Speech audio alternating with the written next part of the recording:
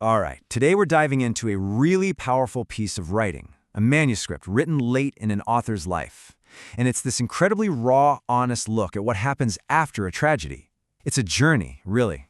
From just being a witness to something horrible, to actually finding the freedom to choose what comes next. And right from the start, the author tells you just how hard this was to write. He says it's like looking into a mirror that shows too much. You know, that feeling of seeing a truth so profound, so terrifying, that you just instinctively want to turn away.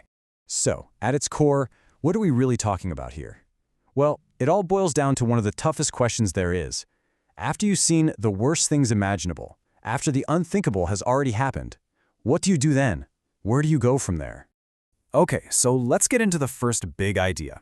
This section is all about the problem that kicks everything off, that crushing, heavy weight of simply having to see something awful, and the slow, dawning realization that just seeing it, well, it isn't enough. The whole story really pivots on this one moment. It happens in a church basement in Detroit. A woman named Ruth comes up to the author. Her 17-year-old son had just been killed, and she holds out his picture and asks him this question, just point blank. And this is what's so incredible, the author's response.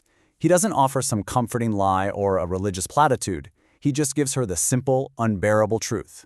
A truth she already knew deep down, but she desperately needed to hear someone else say out loud. And that single moment of brutal, shared honesty just blows the whole thing wide open.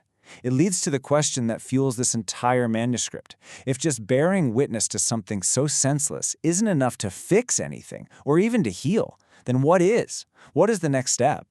Which brings us to the next part. This is where we get into the defenses we all build to get through life in a hostile world. And, the terrible irony of how those very defenses can wind up being the things that destroy us. The author introduces this really powerful metaphor he calls the armor. Think about it. It's what you're forced to build, piece by painful piece, insult by insult just to survive. And it works. It protects you. But here's the catch. It also cuts you off. It suffocates you. It seals you away from the world. He uses his own father as the ultimate example of this. His father chose to become stone, hard, rigid, full of rage. That was his survival strategy.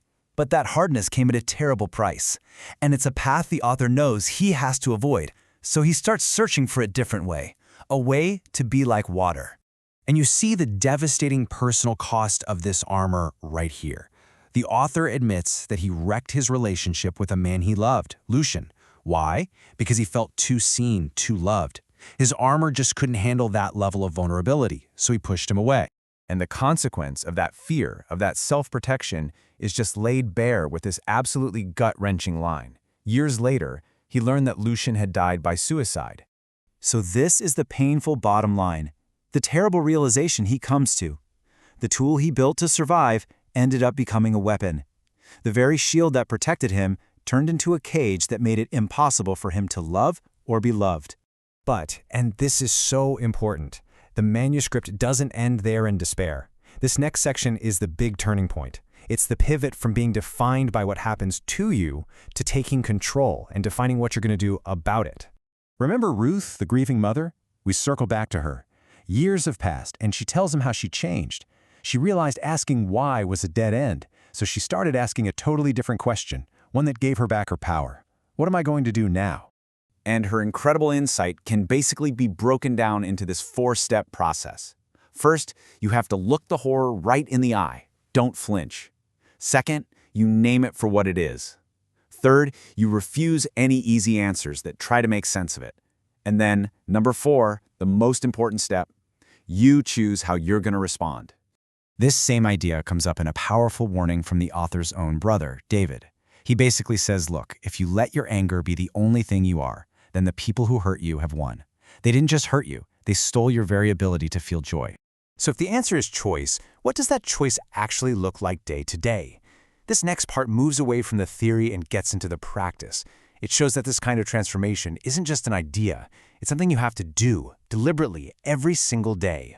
He tells this beautiful story about his friend, the painter Beauford Delaney.